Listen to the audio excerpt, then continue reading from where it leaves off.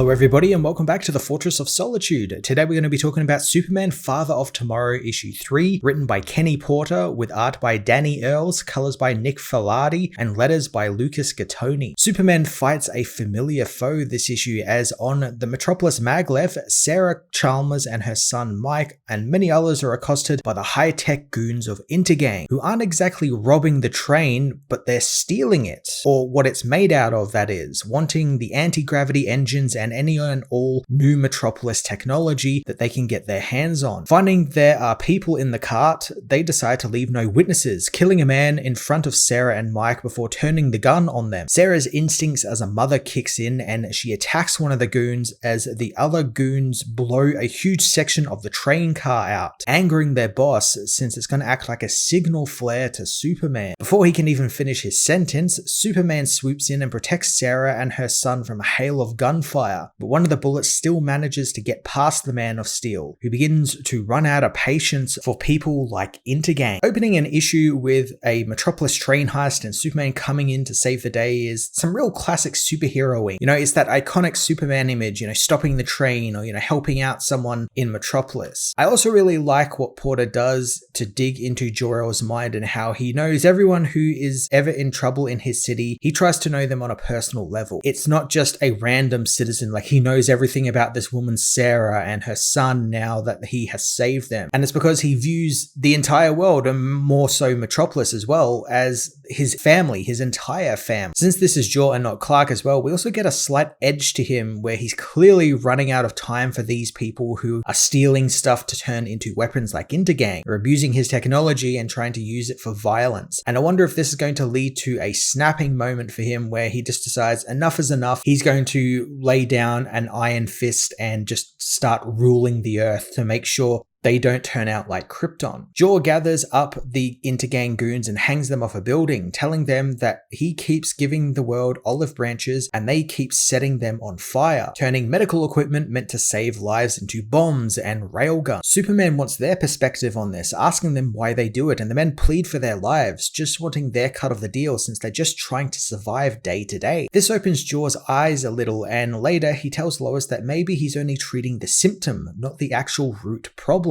And maybe he needs to do more. So this Superman turning the world into a kind of police state with his technology and with him overseeing it all has been a bit of theory of mine since issue 1. I just kind of got those vibes from this version of Superman. What with all his talk about stopping stuff from happening, he doesn't want it to become like Krypton, so he's going to try everything in his power to make it so it's not like Krypton, and that includes taking over everything to ensure that does not happen. Jor tells Lois that no one understands survival more than he does, but it's starting to look a lot like selfishness. Lois knows how since his debut, he's been making Earth better, but he's also been making it more like Krypton too, and forcing the planet to be something that it's not. She finds that to be a little selfish. Jor doesn't like this at all, giving Lois a dirty look before speeding off into the sky. It's what I was just saying. He's trying to make Earth like Krypton, the Krypton that he lost. He's trying to give himself something that he couldn't save before, something now that he can save, and it's going to end badly.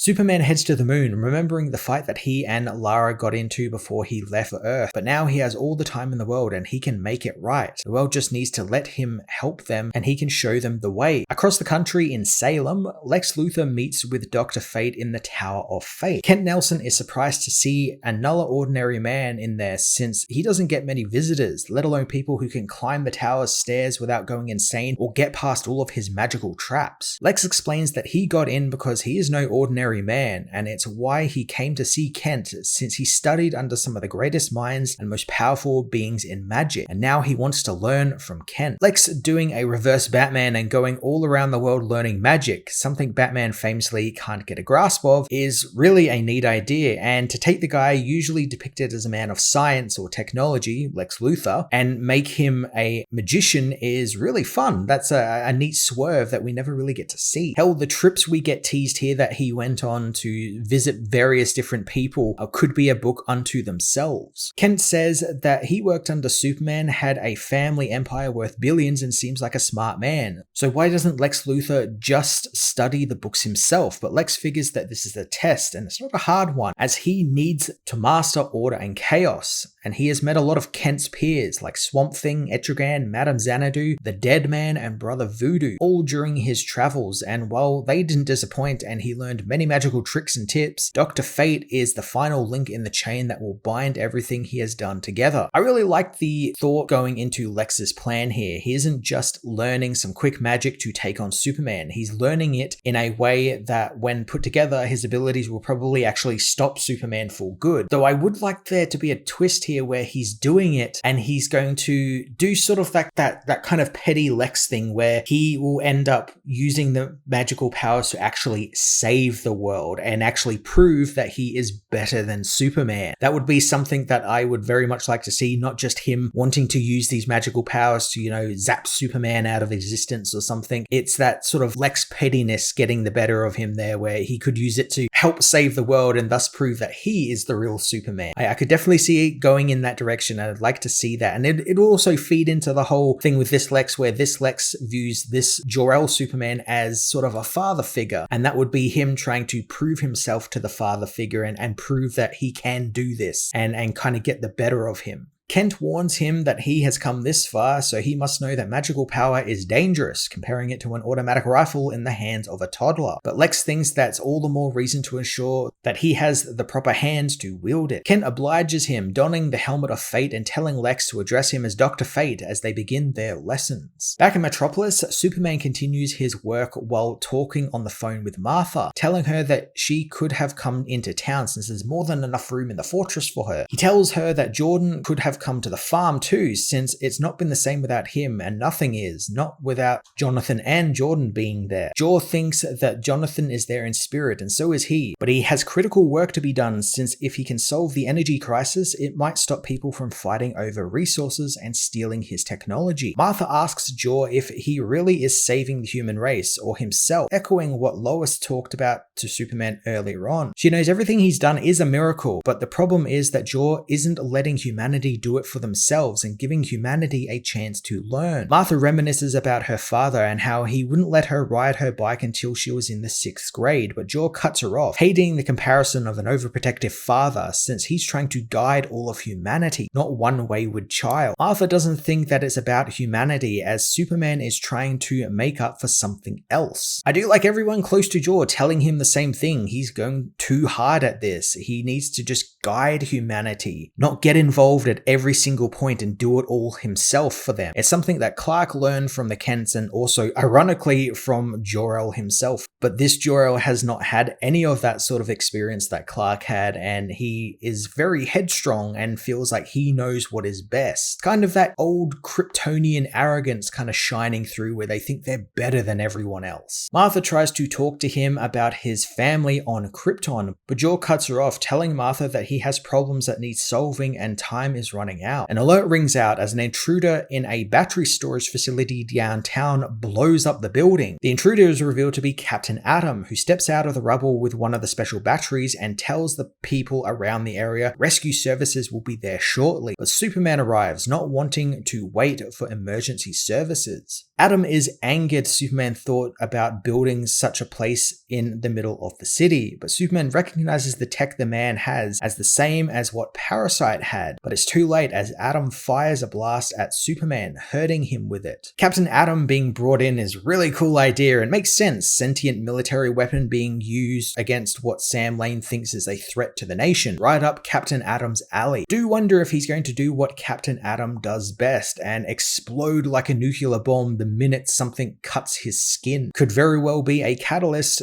that really pushes Superman over the edge. Atom hits Superman again and again with a blast, understanding that this energy Superman gave them is meant to be a weapon, but he's hiding it and knows the real threat Superman poses to all of humanity. Superman tells the gathering civilians to get off the street since he will handle the threat, which really angers Adam since nothing can stop him. He doesn't relent, telling Superman that he will leave, but not before teaching the Man of Steel a lesson. He gives Superman a beating he won't soon forget, asking the Man of Steel how it feels to be made small. Adam triggers a remote which sets off a series of lead chaff grenades, knowing that it won't kill Superman, but it's going to make it impossible for him to follow Atom since he won't be able to see through the smoke with his X-ray vision. Superman tries to tell Atom that he cannot take the battery, but the villain is long gone, and Superman is left to discover the damage their battle did. He hears a familiar voice in that of Mike, the boy he saved on the Maglev train. Finding the boy's mother, Sarah, has been killed, crushed by a Maglev bus as the boy clings to her arm, telling Superman that his mother told him they'll have to take the bus since it would be safer as it was next to Superman's house. Mike pleads with Superman to get the bus off his mother so they can save her, but all Jor does is hug the boy. Man, this issue has been nothing short of terrible event after terrible event for Jor. All this loss and these defeats he suffered are going to start to compound, and that snapping point is coming right up. That point that I told you at the start of the issue was going to happen soon is probably going to happen in the next issue. Kent Nelson, meanwhile, pens a letter to his fellow magical colleagues, telling them that he is sending them a letter and not a magical communication because he needs to be discreet. Kent knows they all know about Lex Luthor, and he took the man under his wing, teaching him all they could teach him. And because of it, Lex's magical powers are nothing short of incredible, and he has honed them into a finely sharpened blade. A blade that Kent is frightened about, since his thirst for knowledge isn't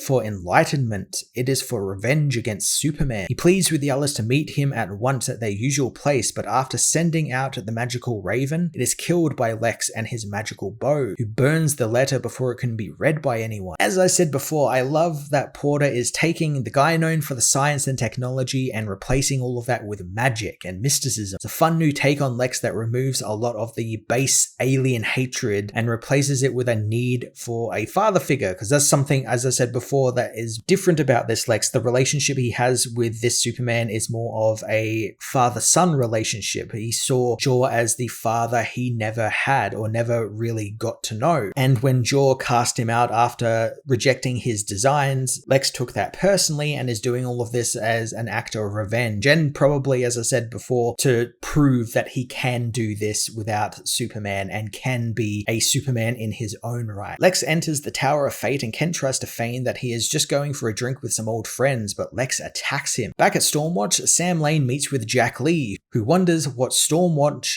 want with a spy like him. Sam is glad to answer, knowing that Lee's existence is so top secret he had a hard time finding the man, but he needs Lee's expertise to manipulate someone discreetly. Jack is more than happy to accept the job, and given the spy camera Sam was using to spy on Superman with, told that the info they got showed Superman's true colors, and with some creative editing, they plan on moving to the next phase of their plan, taking down Superman for good. Jack is intrigued on how they intend to do that, as Sam reveals that he is actually Captain Atom, and they plan on fighting the Man of Steel with the weapons of tomorrow. So Sam being Captain Atom is a fantastic twist, but man, they really kind of buried the lead on it, where they introduced him earlier on in the issue and there was like no indication that that was Sam Lane. Like, I figured it was just going to be another experiment like Parasite was, and you know, Nathaniel Adams was just another guy like Parasite that Sam has kind of unleashed on the city just to test Superman. But Sam being Atom makes so much sense. He wants to be the one to take Superman down personally, thanks to all the hero did, not just to his Stormwatch project, but also kind of taking his daughter away from him, making her estranged to him, and stepping in to be a surrogate father to her. Sam reveals that the suit he transformed into is made of a metal called Dilosteel, and was tested by a man named Nathaniel Adams. However, he died during the prototype phase. Sam assures Jack that it's completely stable, and he took over, revealing his codename is Captain Atom. Jack asks what his orders are, and Sam tells him that they're going to to put a stop to Superman once and for all, and they need to clean up any loose ends so it all looks legal, which is where Jack Lee comes in, because this is not a legal operation, and he had to put together a covert action team to strike while they can. Jack is then introduced to the Wildcats, made up of Green Lantern, Grifter, Deathstroke, Void, Zealot, and G.I. Robot, as Sam tells them that it's time to put humanity back on the map. Wildcats getting a push in the big 2026 is a surprise. It has been a hot minute since we have seen Wildcats out here in the DCU, and it's a great makeup. It's a good mix of Wildstorm and traditional DC characters, and some have me really interested. Like, obviously Slade Wilson's there because maybe he and Sam Lane were like war buddies or something. You know, he's hired him into the team. But the most interesting is Green Lantern. Like, who is this Green Lantern? Is it an actual Green Lantern, or is it someone just mimicking their ring technology? Is it Alan Scott? Who knows? I'm really intrigued to see more about this team. The book keeps surprising me, and I can't wait to see where it goes. Superman, Father of Tomorrow issue 3 continued to take this Elseworlds universe into some really unique and fun directions. I find what Kenny Porter is doing with Jor-El fascinating. He's a man who wants nothing more than to just save this world and not have the same fate happen to Krypton on Earth. But in doing so, he might have doomed himself into the role of tyrant. Great take on the quote-unquote evil Superman trope, where the Superman isn't actually evil, he's just misguided. I can't wait to see what Porter and his team have in store for us in the back half of this series, since we're entering some really unique territory with different characters like magic-wielding Lex Luthor and the Wildcats now showing up as well. It's some really great Elseworlds fun. I'm going to give this issue a 9 out of 10.